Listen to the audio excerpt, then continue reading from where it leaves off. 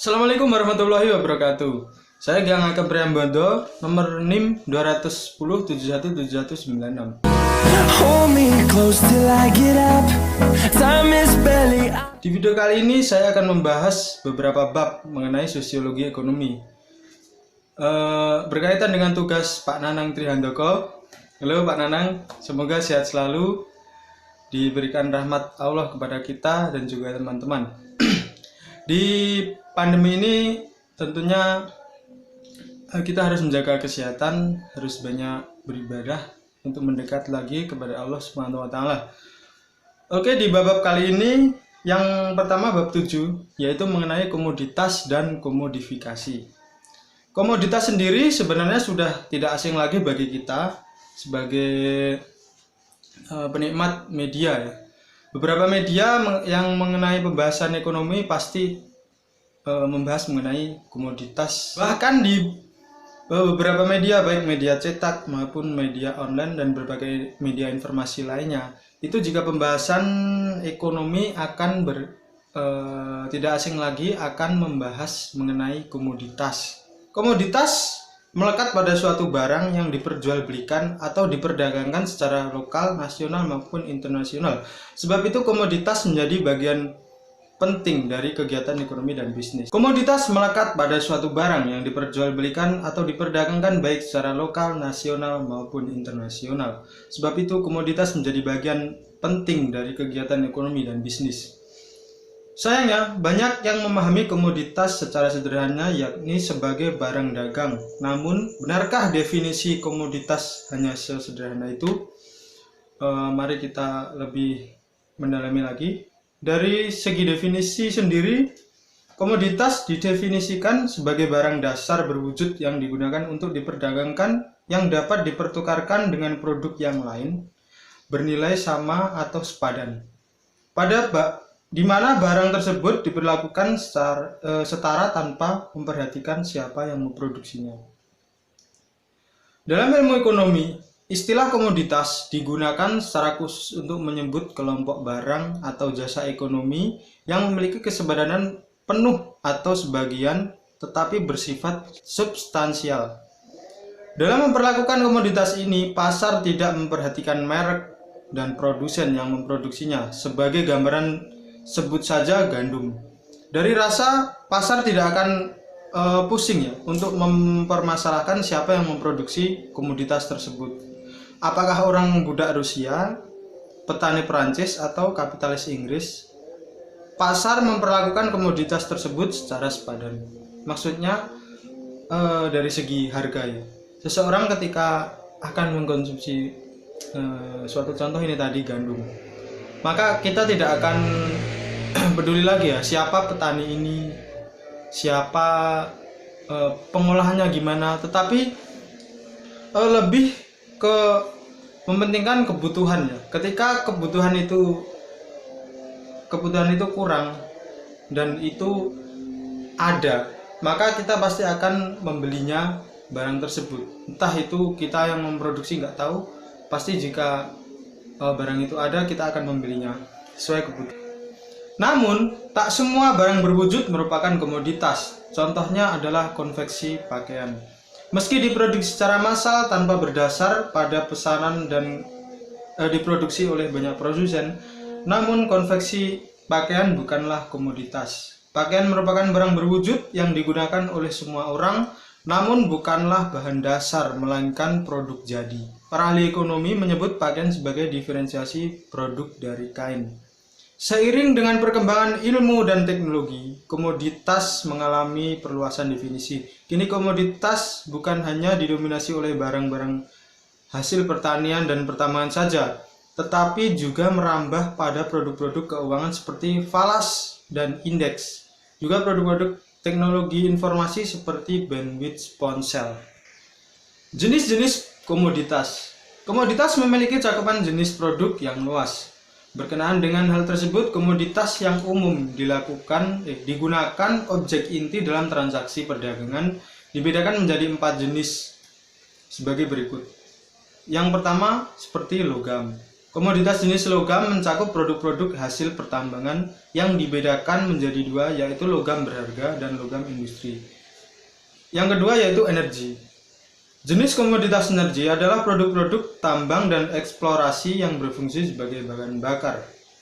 Ragam produk dari jenis komoditas ini meliputi batu bara, minyak bumi yang dapat berupa bensin, bensin tanpa timbal, diesel, dan lain-lain. Yang ketiga yaitu pertanian. Komoditas jenis pertanian adalah produk-produk hasil pertanian. Jenis komoditas ini terdiri dari dua, yaitu hasil pertanian dan hasil perhutanan. Yang keempat yaitu peternakan. Jenis komoditas peternakan adalah produk-produk hasil peternakan yang mencakup ternak hidup termasuk daging, susu, juga pakannya. Contohnya sebut saja sapi, babi, ayam, daging sapi, daging ayam, daging babi, susu sapi, dan pakan ternak. Selanjutnya yang kelima yaitu komoditas keras. Komoditas keras adalah produk-produk yang diperoleh dari alam melalui aktivitas pertambangan atau ekstraksi. Contohnya minyak bumi, logam, dan lain-lain. Yang keenam yaitu komoditas lunak. Komoditas lunak adalah produk-produk yang diperoleh dari hasil pertanian, peternakan, dan perhutanan. Jadi seperti itu. Yang kedua adalah komodifikasi. Adalah transformasi barang, jasa, gagasan, dan orang menjadi komoditas atau objek dagang. Menurut Arjun Appadurai, komoditas pada dasarnya adalah apapun yang dimaksudkan untuk ditukar atau objek apapun yang dimiliki nilai ekonomi.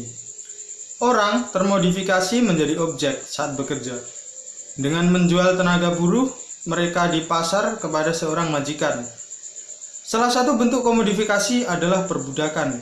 Bentuk komodifikasi lainnya adalah perdagangan hewan atau perdagangan bagian-bagian tubuh melalui transplantasi organ resmi maupun tak resmi.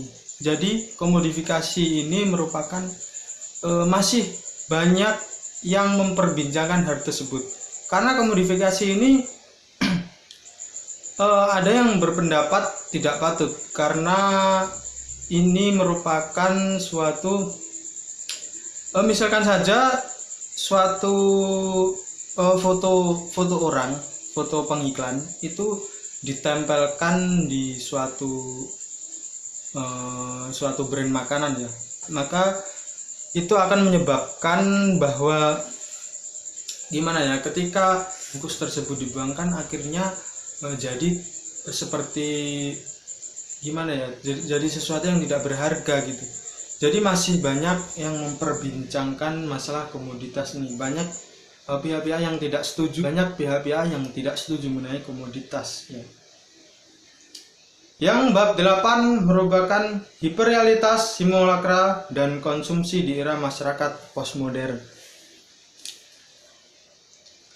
Masyarakat postmodern sendiri itu merupakan di mana zaman tersebut sesudah di era pasca industrialisasi. Jadi industrialisasi lalu berlanjut ke pasca industrialisasi atau postmodern. Hiperrealitas adalah konsep yang dikemukakan oleh Jean Baudrillard, sebuah konsep di mana realitas yang dalam konstruksinya tidak bisa dilepaskan dari produksi dan permainan tanda-tanda yang melampaui realitas aslinya atau hyperscience. Hiperrealitas merupakan suatu kondisi di mana kepalsuan suatu bersatu dengan keaslian, masa lalu berbaur dengan masa kini, fakta bersimpang siur dengan rekayasa, tanda melebur dengan realitas, dusta bernyawa dengan kebenaran. Hiperrealitas menghadirkan model-model kenyataan sebagai sebuah simulasi bagi penikmat atau simulacrum. Jadi di sini hiperrealitas merupakan di mana banyak dunia-dunia fantasi. Fantasi itu menyebabkan sesuatu itu seperti menyerupai hal aslinya di kehidupan nyata. Hiperrealitas merupakan seperti itu. Contoh film kartun. Simulasi adalah suatu proses di mana representasi atau gambaran atas dasar tanda-tanda realitas atau scene of reality, di mana tanda-tanda tersebut justru menggantikan objek itu sendiri, di mana representasi itu menjadi hal yang lebih penting dibandingkan objek tersebut. Jadi simulasi itu sebenarnya tidak penting atau sebagai hal pembelajaran gitu. Contoh simulasi untuk menaikkan pesawat, jadi itu hal pembelajaran. Tapi dalam hal ini simulasi seperti diterapkan dalam kehidupan sehari-hari. Contoh film kartun. Film kartun itu seperti ada dunia tersendiri sehingga seolah-olah itu nyata.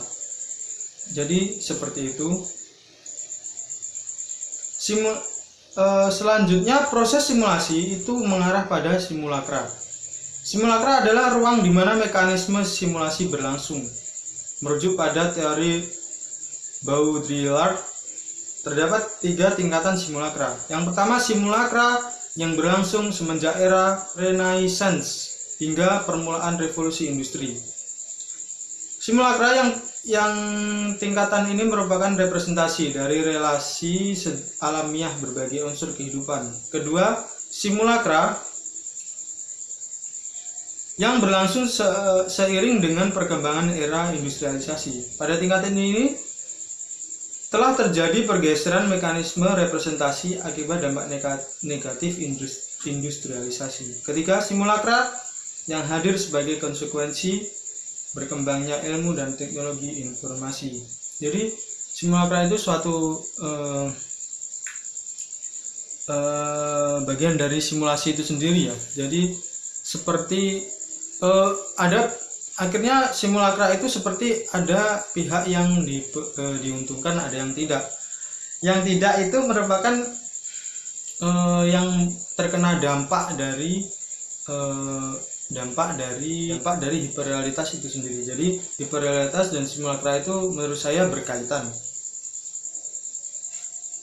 Suatu contoh hiperrealitas itu Umberto Eco mencontohkan hiperrealitas ini ketika ia mengunjungi Amerika dan seakan-akan mengejek bahwa dengan teknologi mutakhir Amerika mampu membuat tiruan atas masa lalu dengan persis dan bahkan melebihi yang sebenarnya terjadi.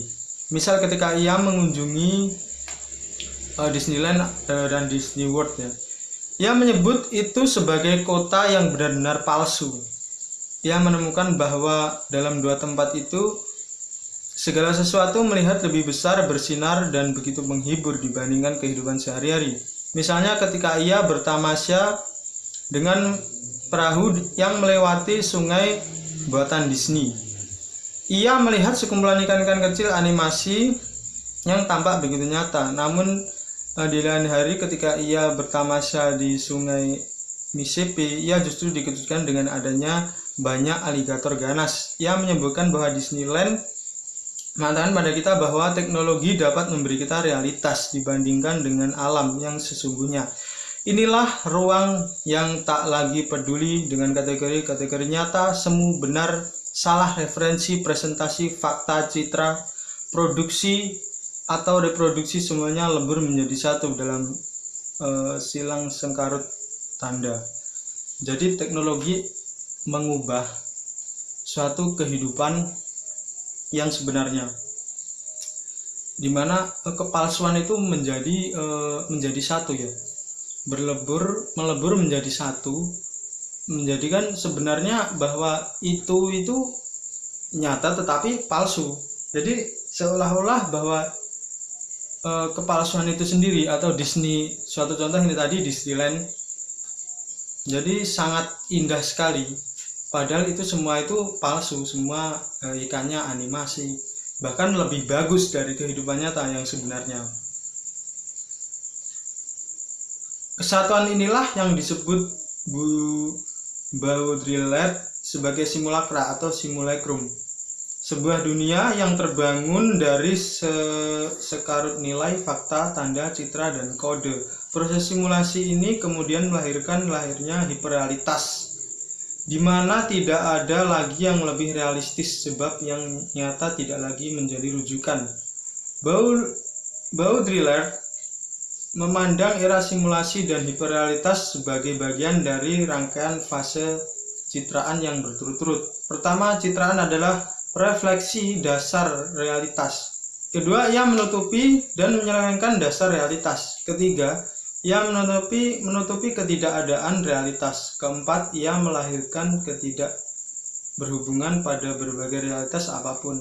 Ia adalah kemurnian simulacrum itu sendiri. Di bab selanjutnya, yaitu bab 9,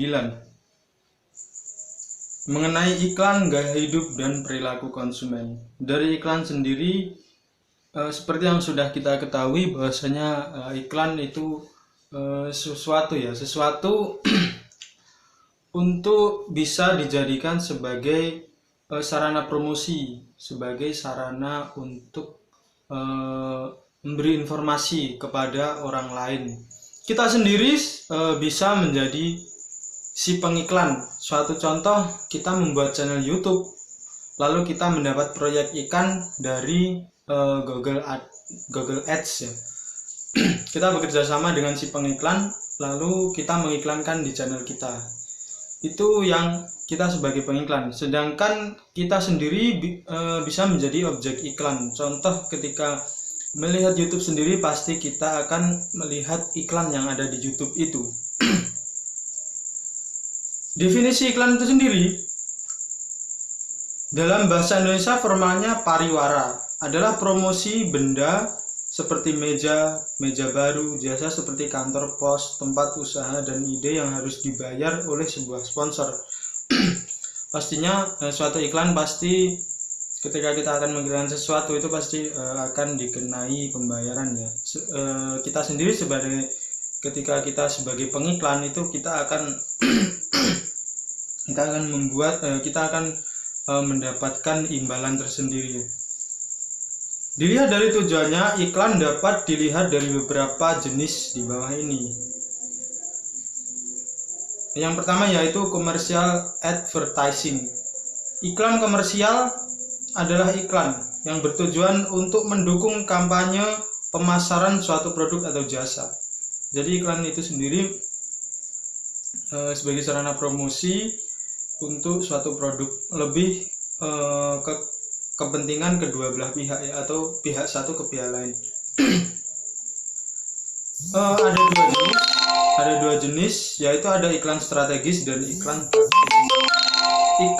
taktis. Iklan strategis itu digunakan untuk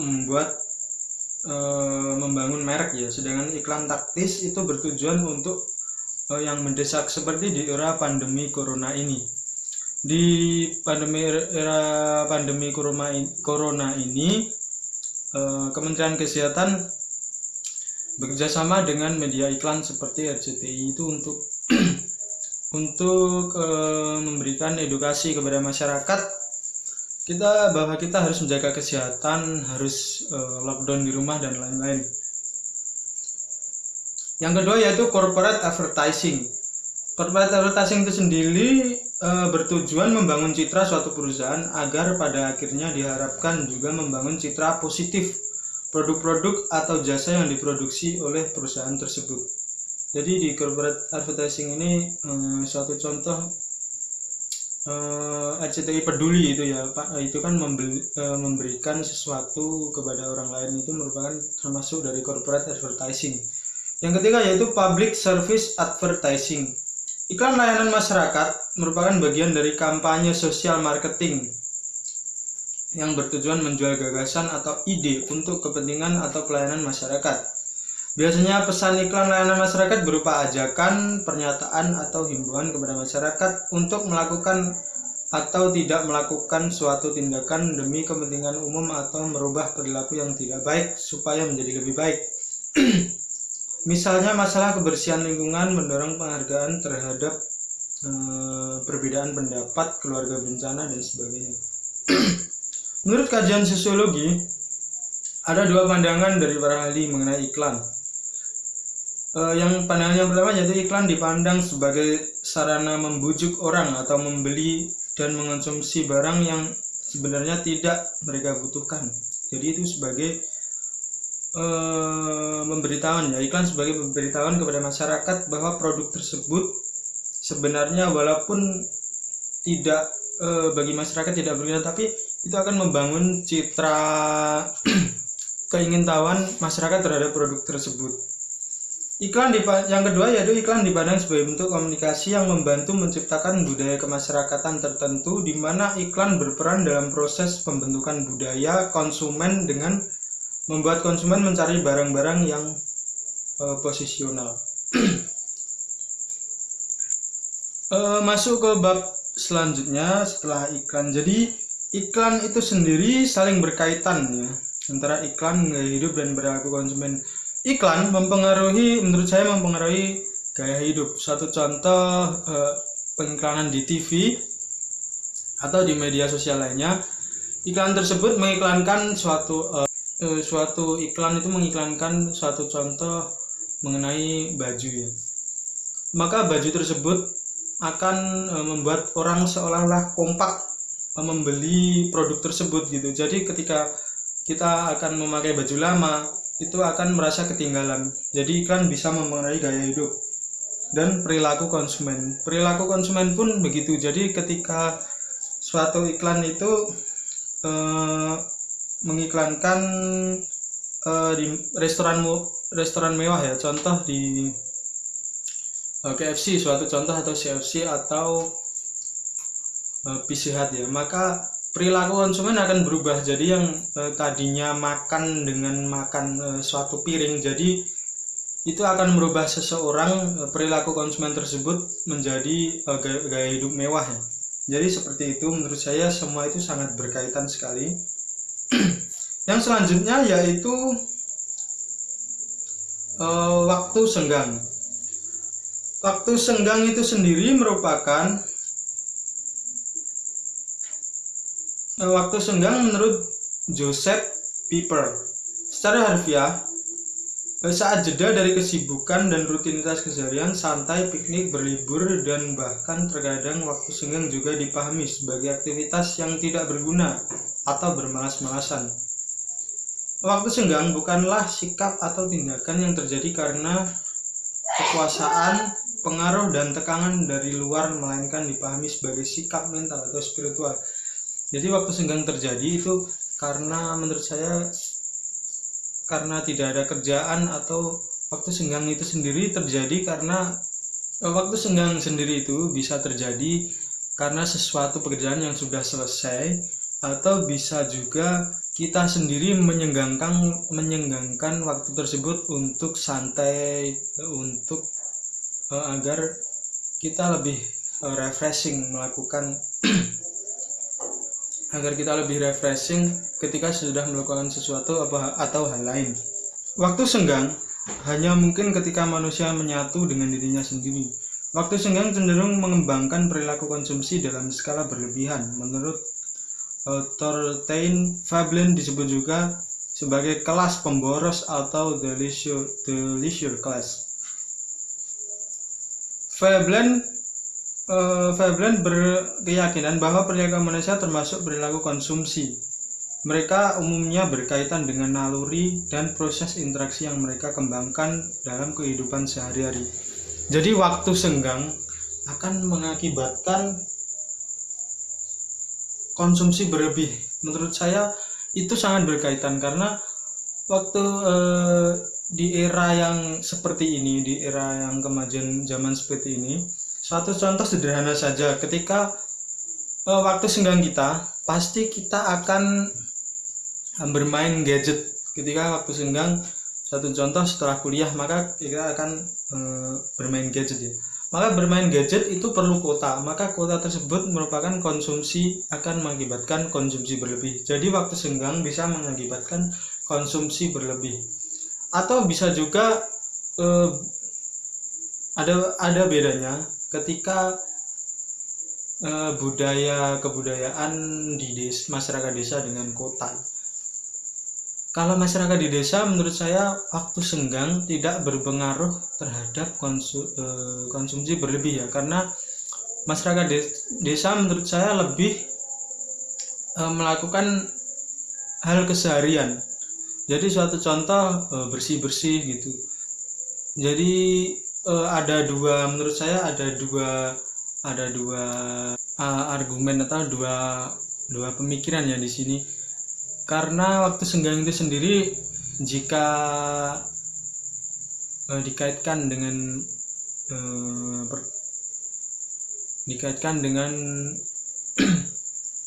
keseharian, maka berbeda dengan keseharian orang-orang yang masyarakat desa dengan kota. Tetapi kuncinya merupakan di era globalisasi ya, di era yang sangat merata seperti ini. Menurut saya masyarakat desa pun bahkan sudah menikmati yang namanya gadget. Jadi waktu senggang menurut saya bisa saja di desa itu menjadikan sesuatu yang menjadikan seorang pengkonsumsi berlebih. Suatu contoh mengonsumsi kuota itu sendiri. Jadi seperti itu. Yang selanjutnya yaitu memahami perubahan perilaku masyarakat post industrial. Ini merupakan bab terakhir dari pembahasan sosiologi ekonomi semester 6 kali ini. Menurut Daniel Bell, masyarakat post industri merupakan sebuah konsep ekonomi yang menjelaskan bahwa sektor jasa menghasilkan kesejahteraan lebih baik dibandingkan sektor industri atau manufaktur di beberapa negara. Perkembangan masyarakat modern yang sering disebut dengan masyarakat post industri. Menurut Daniel Bell, dalam transformasi masyarakat industri menuju pasca industri terdapat beberapa tahapan berbeda. Pertama, dalam perkembangan dasar masyarakat industri terdapat perluasan transportasi dan utilitas umum yang diperlukan sebagai jasa tambahan di dalam menggerakkan barang, serta semakin bertambah besarnya penggunaan energi dan adanya peningkatan pada non-manufaktur tapi masih membutuhkan pekerja kasar.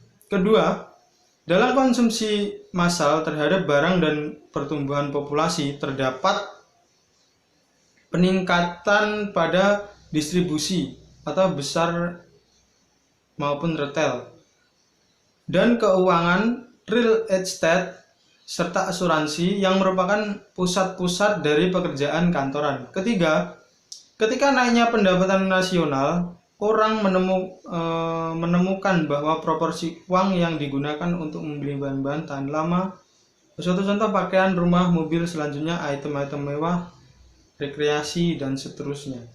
Jadi di sini masyarakat memahami perubahan perilaku masyarakat post-industrial. Jadi masyarakat post-industrial itu menurut saya dari awal dulu pembahasannya mulai dari masyarakat di era pra-industrial,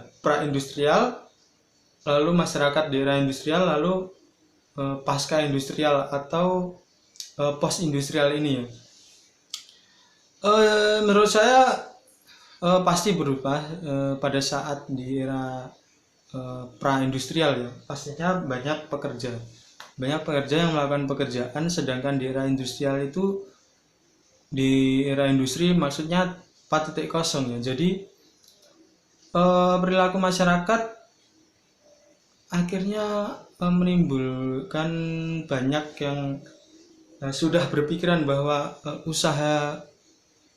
maksudnya membangun usaha itu lebih penting ya, karena di era industrial menurut saya suatu pabrik atau industri tersebut sudah melakukan teknologi menggunakan mesin dan lain-lain. Walaupun pengontrolan mesin tersebut harus banyak tenaga manusia, tetapi perbandingannya jika di era pra-industrial itu, maka akan perbandingannya begini, pra-industrial itu memerlukan karyawan yang berlebih. Ketika di era industrial itu akan istilahnya 10 orang bisa dikerjakan dalam satu orang, dalam pengontrolan suatu contoh suatu komputer. Jadi seperti itu akan mengubah perilaku masyarakat pastinya. ketika di era industrial seseorang lebih ke ilmu ya, lebih ke ilmu, tidak begitu mementingkan istilahnya okol itu tenaga. Jadi tenaga itu lebih tidak penting menurut masyarakat di post industrial ini. Di industrial saja sudah mengalami penurunan, apalagi di post industrial. Perilaku masyarakat mulai lebih ke jasa. Itu tadi seperti di definisi masyarakat pasca industrial itu sendiri. Jadi perubahan tersebut mengalami perubahan dari kurun waktu tertentu ya, menurut saya. Perubahan melalui gaya hidup, perubahan profesi dan lain-lain itu mengalami yang namanya perubahan perilaku masyarakat. Oke, baik, terima kasih. Kurang lebihnya mohon maaf. Jadi apabila ada perkataan yang salah, mohon maaf yang sebesar-besarnya. Wassalamualaikum warahmatullahi wabarakatuh.